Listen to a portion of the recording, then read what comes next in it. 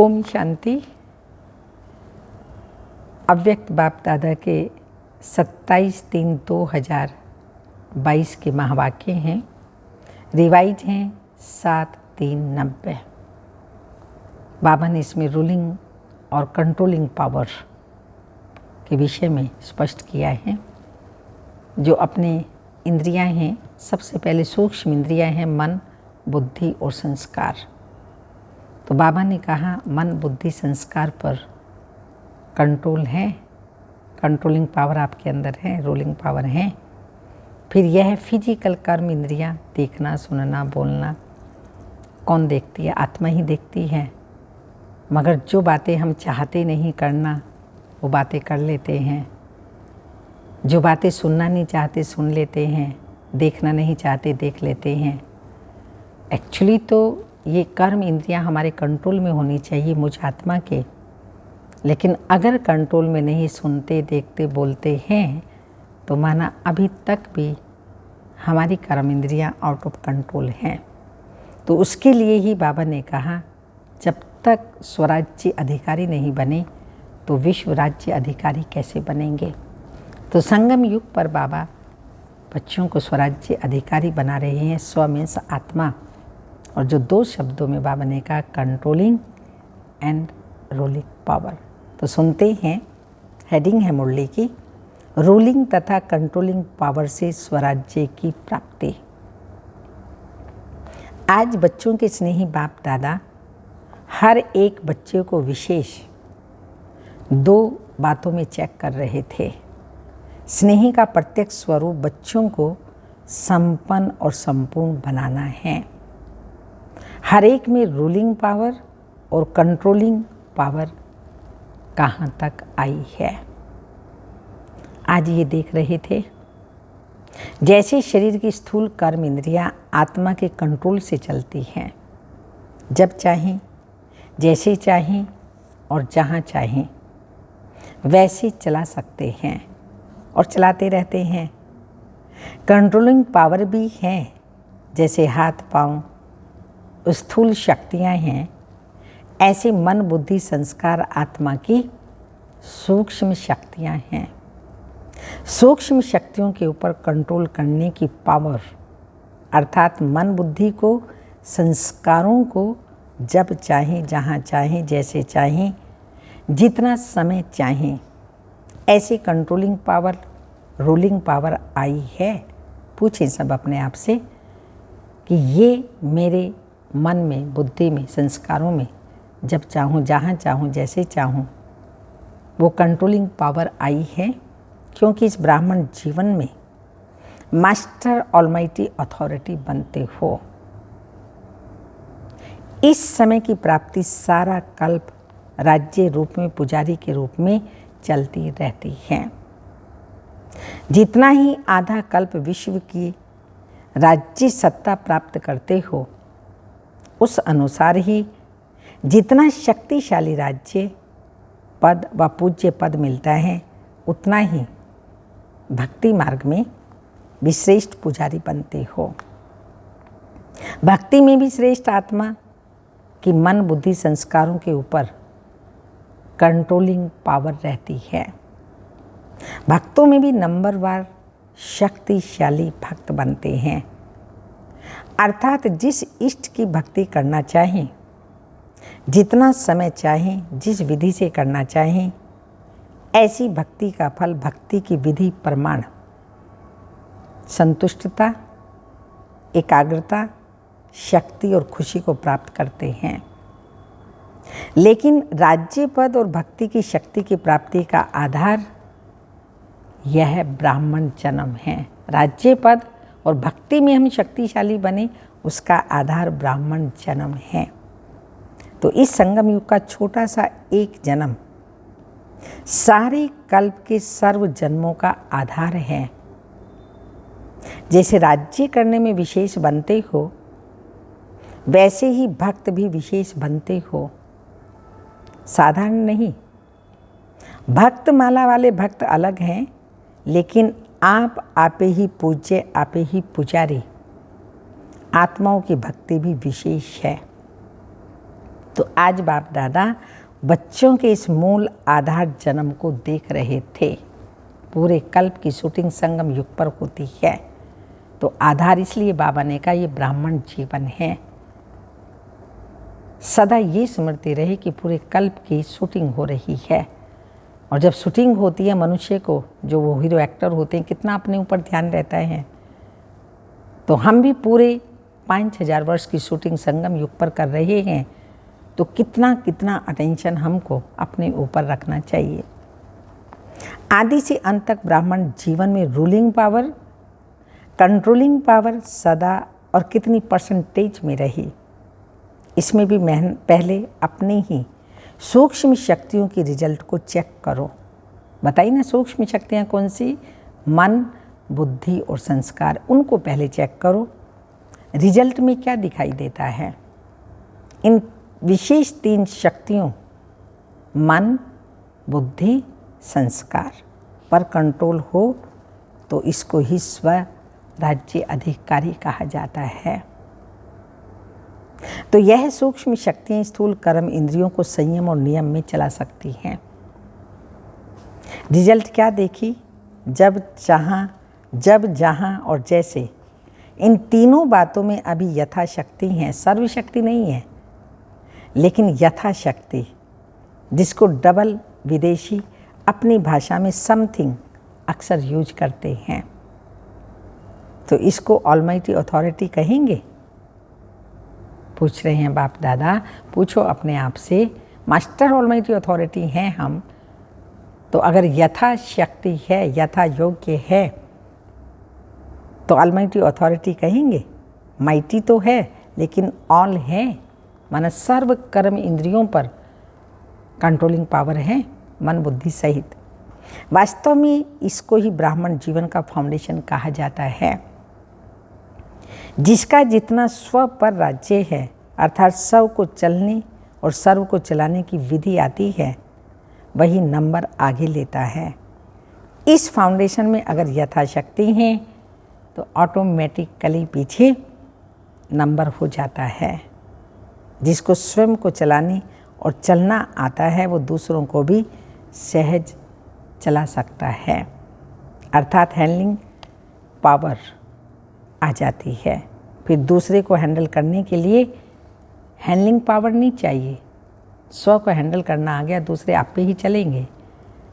तो उसको दूसरे को हैंडल करने के लिए हैंडलिंग पावर नहीं चाहिए। जो अपनी सूक्ष्म शक्तियों को हैंडल कर सकता है वह दूसरों को हैंडल कर सकता है।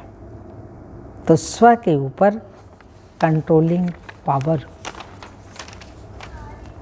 रूलिंग पावर, सर्व के लिए यथार्थ हैंडलिंग पावर बन जाती है। चाहे अज्ञानी आत्माओं को सेवा द्वारा हैंडल करो, चाहे ब्राह्मण परिवार में स्नेह संपन्न, संतुष्टता संपन्न व्यवहार करो, दोनों में सफल हो जाएंगे। क्योंकि कई बच्चे ऐसे हैं जो बाप को जानना, बाप का बनना, बाप से प्रीत की रीत निभाना, ये बहुत सहज अनुभव करते हैं, लेकिन सभी ब्राह्मण आत्माओं से चलना, इसमें समथिंग कहते हैं। इसका कारण क्या है? बाप से निभाना सहज क्यों लगता है? क्यों सहज लगता है बाबा से निभाना, ब्राह्मण परिवार से निभाना सहज नहीं है? कारण क्या है? क्योंकि दिल का प्यार अटूट है।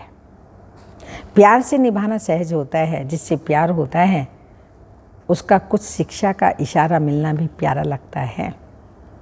और सदैव दिल में अनुभव होता है कि जो कुछ कहा मेरे कल्याण के लिए कहा। और जिससे प्यार नहीं, अच्छी बातें भी बुरी लगती हैं, देखना भी पसंद नहीं, तो इसको क्या कहेंगे? तो दिल का प्यार जैसे बाबा से है तो परिवार से भी चाहिए। वो शिक्षा दे रहा है, आपके अंदर ज़रूरत नहीं है, कभी ज़रूरत पड़ जाएगी, तो शिक्षा को आप स्वीकार कर लो। नाराज़ क्यों होते हो? मूड क्यों आप करते हो? व्यवहार क्यों चेंज करते हो? ये सब बदल दो। तो मिलना भी प्यारा लगता है और सदैव दिल में अनुभव होता है कि जो कुछ कहा मेरे कल्याण के लिए कहा, क्योंकि उसके प्रति दिल की श्रेष्ठ भावना होती है। तो जैसे आपके दिल में उनके प्रति श्रेष्ठ भावनाएं हैं, वैसे ही आपकी शुभ भावना का रिटर्न दूसरे द्वारा भी प्राप्त होता है। जैसे गूंमच में आवाज़ करते हो तो वही आवाज़ लौटकर आपके पास आती है।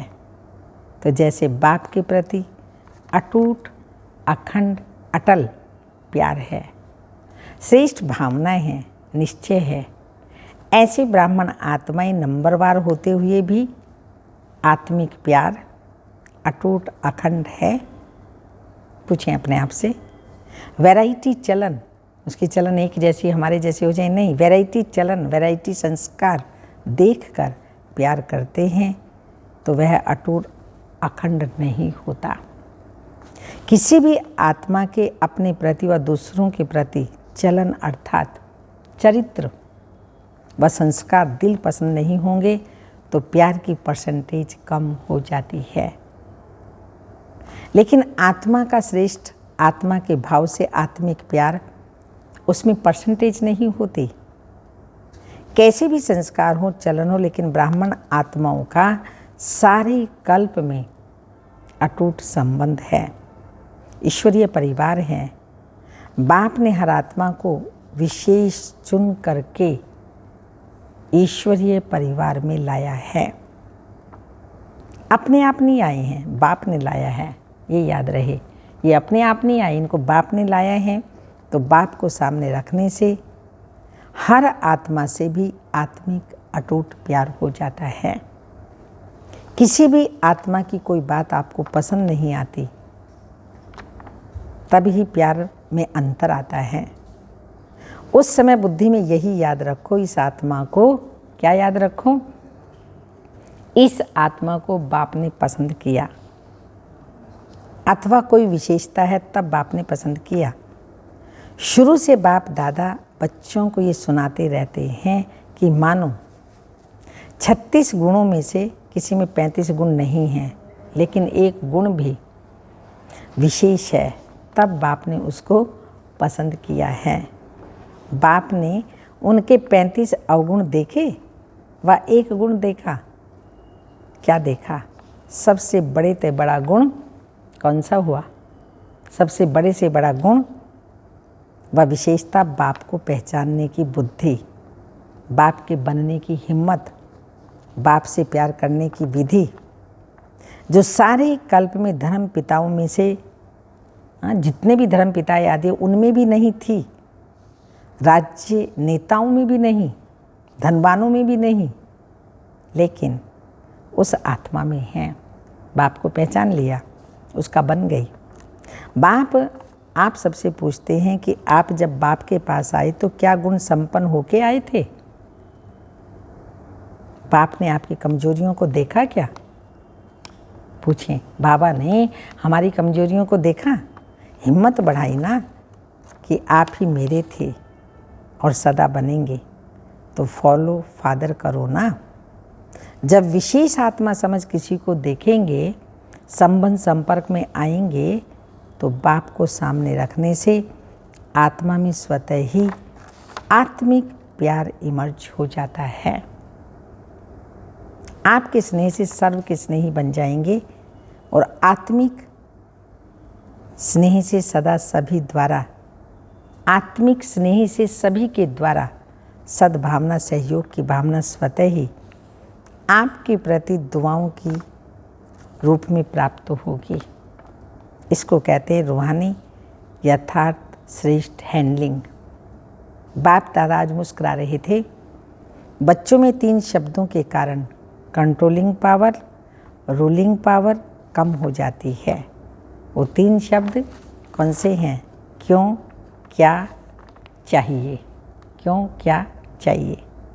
ये 3 शब्द खत्म कर एक शब्द बोलो, वाई। आए तो भी एक शब्द बोलो, वाई शब्द आए तो भी बोलो क्या। कहाँ भी क्यों, क्या, चाहिए आए तो क्या बोलो, वाई के जगह वाह। वाह शब्द तो बोलना आता है ना। वाह बाबा वाह, वाह मेरा श्रेष्ठ भाग्य, वाह वाह ड्रामा, वाह, और वाह दैवी ईश्वरीय परिवार, वाह। तो वाह वाह 3 को भूल करके एक शब्द याद रखें, वाह वाह वाह।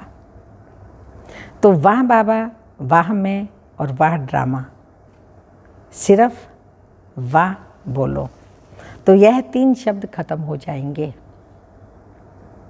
उस दिन भी सुनाया था ना कि बाप दादा ने कौन सा खेल देखा। आप लोगों का एक चित्र पहले का बनाया हुआ है जिसमें दिखाया है योगी योग लगा रहा है, बुद्धि को एकाग्रचित कर रहा है, बैलेंस रख रहा है। बैलेंस की तराजू दिखाई है, जितना बुद्धि का बैलेंस करना उतना कोई बंदर आकर बैठ जाता है। तो इन 3 बातों के बंदर आ जाते हैं तो बैलेंस क्या हुआ?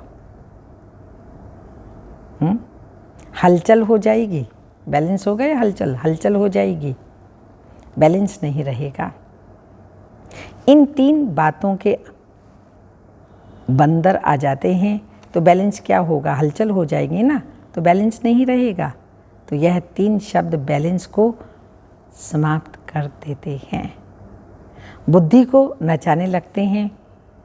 बंदर आराम से बैठ सकता है क्या? और कुछ नहीं तो पूंछ को ही हिलाता रहेगा। तो इसमें भी बैलेंस ना होने के कारण बाप द्वारा हर कदम में जो ईश्वरीय दुआएं मिलती हैं व आत्मिक स्नेह के कारण परिवार द्वारा जो दुआएं मिलती हैं उससे वंचित हो जाते हैं। जैसे बाप से संबंध रखना आवश्यक है, ऐसे ईश्वरीय परिवार से संबंध रखना भी अति आवश्यक है। सारे कल्प में नंबर 1 आत्मा ब्रह्मा, बाप और ईश्वरीय परिवार के संबंध संपर्क में आना है। ऐसे नहीं समझना अच्छा बाप तो हमारा है, हम बाप के हैं, यह भी पासवित ऑनर की निशानी नहीं, क्योंकि आप सन्यासी आत्माएं तो नहीं हो, ऋषि मुनि की आत्माएं नहीं हो, विश्व से किनारा करने वाले नहीं हो, लेकिन विश्व का सहारा बनने वाली आत्माएं हो। विश्व किनारा नहीं, विश्व कल्याणकारी हो। ब्राह्मण आत्माओं की तो बात छोड़ो, लेकिन प्रकृति को भी परिवर्तन करने के सहारे आप हो। इतनी बड़ी जिम्मेवारी है ब्राह्मण बच्चों के ऊपर। ब्राह्मण आत्माओं की तो बात छोड़ो, लेकिन प्रकृति को भी परिवर्तन करने वाले सहारे आप हो। परिवार के अविनाशी प्यार के धागे के बीच से निकल नहीं सकते हो। विजयी रतन प्यार के धागे के बीच से निकल ही नहीं सकते। इसलिए कभी भी किसी भी बात में, किसी भी स्थान में, किसी भी सेवा से, किसी भी साथी से किनारा करके अपनी अवस्था को अच्छा बना के दिखाऊं, ये संकल्प नहीं करना। कहते हैं ना, हम इसके साथ नहीं चल सकते, उसके साथ नहीं चलेंगे, इस स्थान पर उन्नति नहीं होगी, दूसरे स्थान पर होगी, इस सेवा में विघ्न है, दूसरी सेवा में अच्छा होगा। ये सब किनारा करने की बातें हैं। सेवा में हर तरह से, हर प्रकार से संगठन में साथी बनना है। मैं नहीं बनूंगा, ये ऐसा बाबा ने स्पष्ट कह दिया। इससे क्या है? उन्नति नहीं होगी, दूसरे स्थान पर होगी, इस सेवा में विघ्न है, दूसरी सेवा में अच्छा होगा।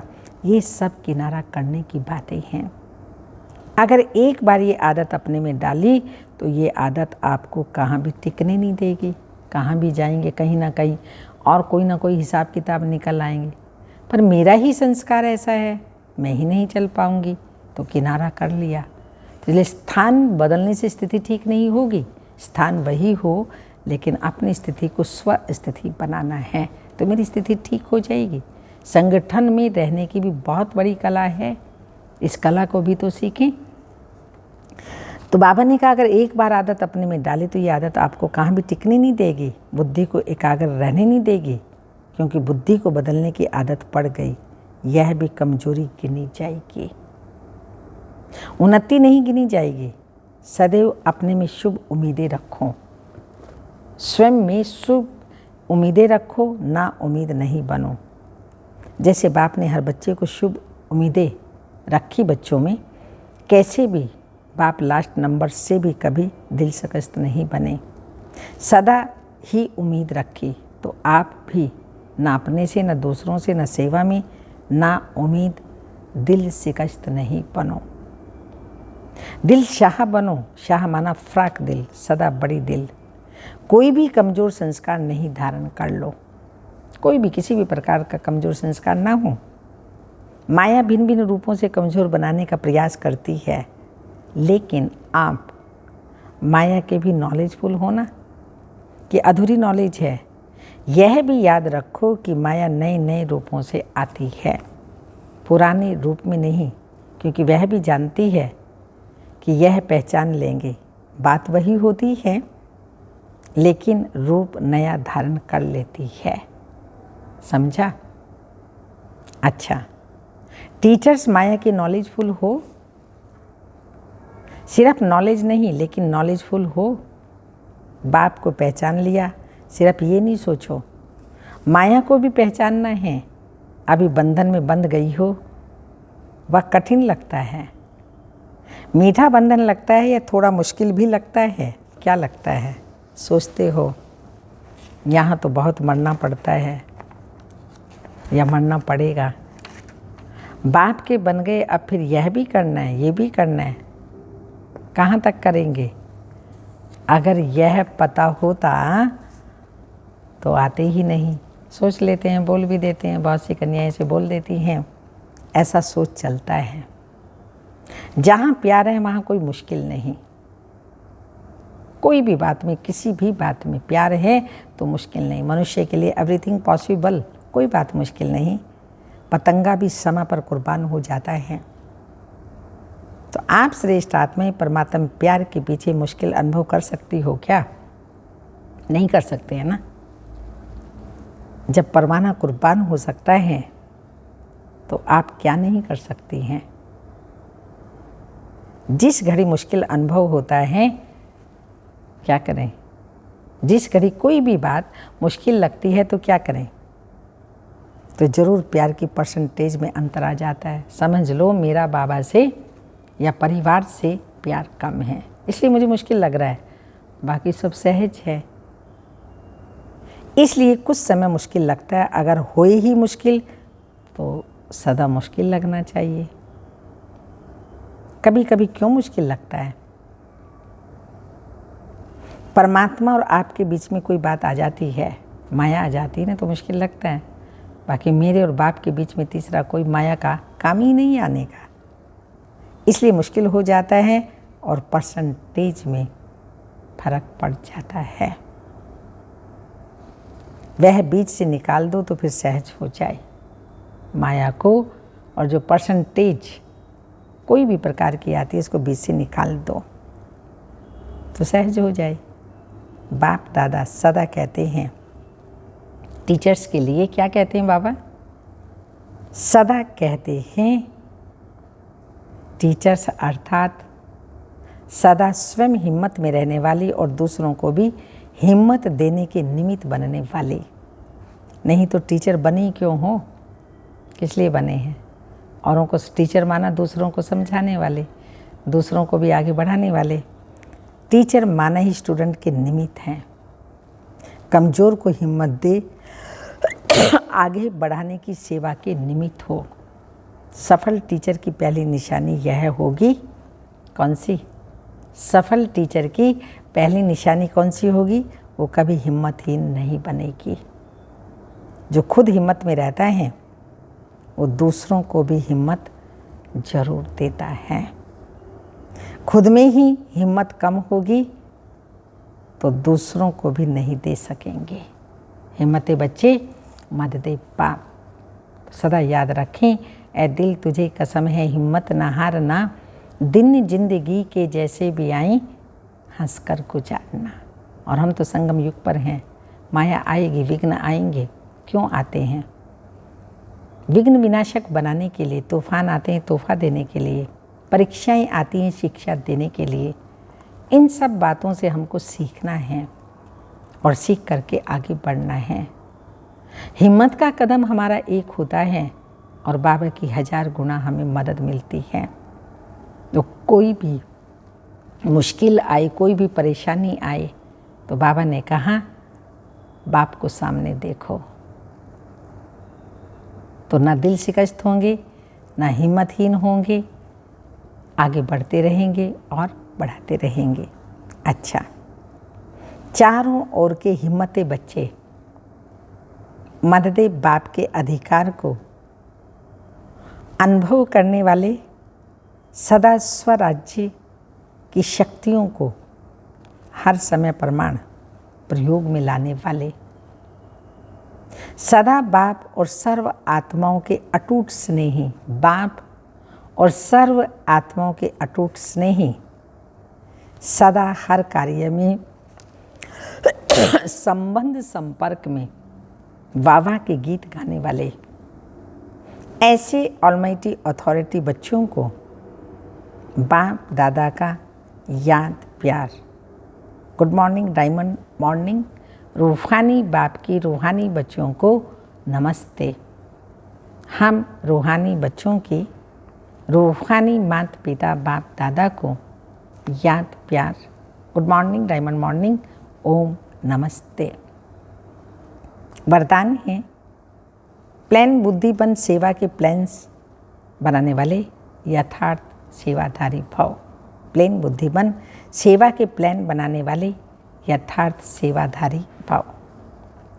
यथार्थ सेवाधारी उन्हें कहा जाता है जो स्व की और सर्व की सेवा साथ साथ करते हैं। औरों की सेवा करते रहे, अपनी स्थिति ठीक नहीं है तो स्व सेवा तो भूल गए ना। तो स्व और सेवा साथ साथ करने वाले, स्व की सेवा में सर्व की सेवा समाई हुई हो।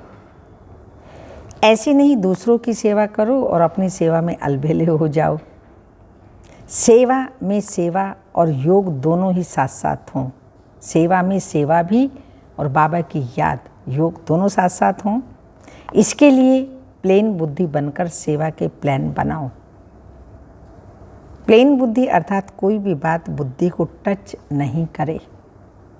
इसलिए निमित्त और निर्माण भाव से, निमित्त और निर्माण भाव के हद का नाम, हद का मान नहीं, लेकिन निर्माण, यही शुभ भावना और शुभकामना का बीज है। हम कई बार कहते हैं ना, मेरी तो शुभ भावना है, शुभकामनाएं हैं, मेरी कोई गलत भावना थोड़ी है।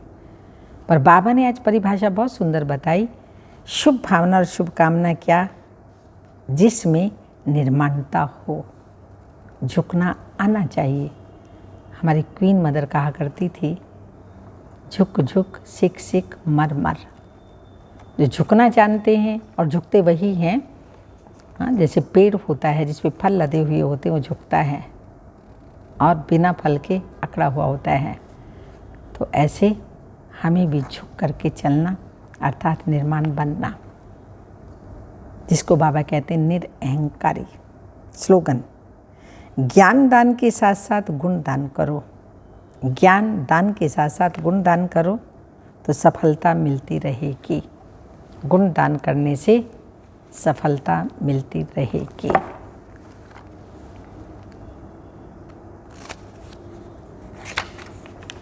अमृत वेले की पॉइंट शुरू होता है, अमृत वेले मिलन की तैयारी।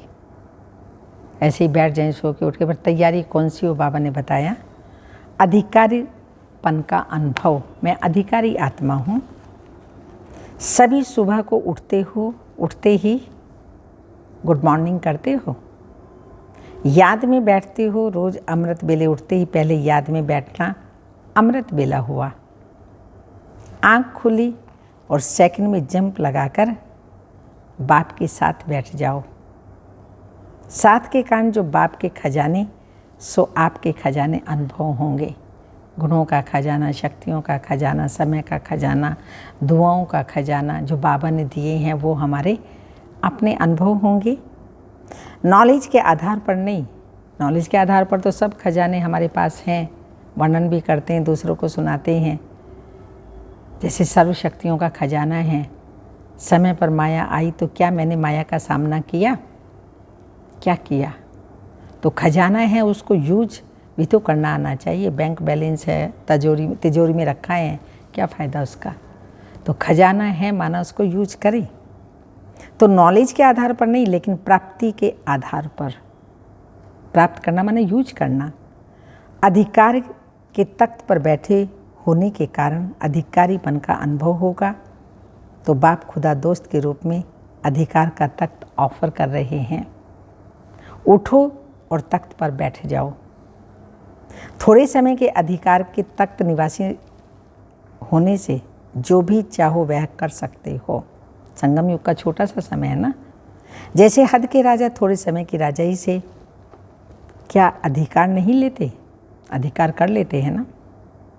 अब बेहद के तख्त नशीं इस गोल्डन समय पर वर्तमान सहज समय पर अपनी गोल्डन एज स्थिति बना सकते हो और भविष्य गोल्डन एज दुनिया में श्रेष्ठ पद प्राप्त कर सकते हो। समझा?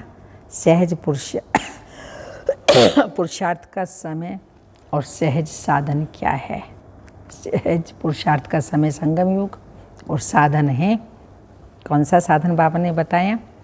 समय पर खजानों को यूज करो। अधिकारी आत्मा बन करके अधिकार से उन खजानों को संगम पर यूज करना। ओम शांति।